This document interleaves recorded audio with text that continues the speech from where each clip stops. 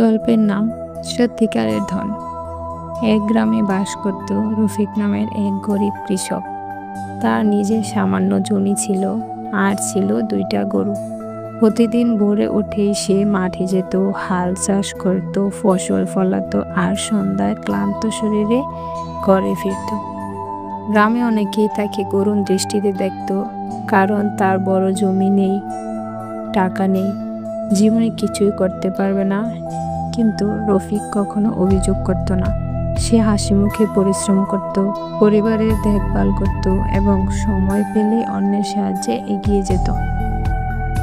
এক বছর গ্রামে খরা পড়ল, অনেক জমির ফসল নষ্ট হয়ে গেল।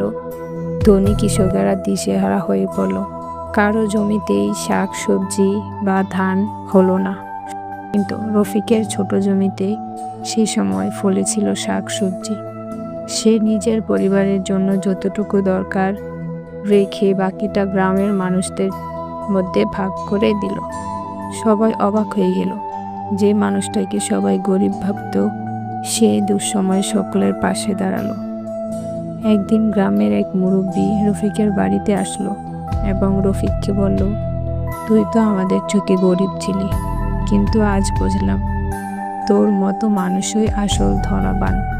রফিক শুধু হেসে বলল, যে মানুষ দিতে জানে তার কখনো অভাব হয় না।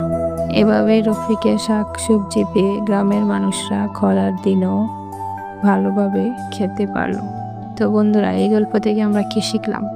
অর্থ আর সম্পদেই ধনী হওয়া যায় না। মনের দানশীলতা ও ভালোবাসায় একজন মানুষকে সত্যিকারে ধনী করে তোলে। গল্পটি ভালো লাগলে চ্যানেলটা সাবস্ক্রাইব করে দাও।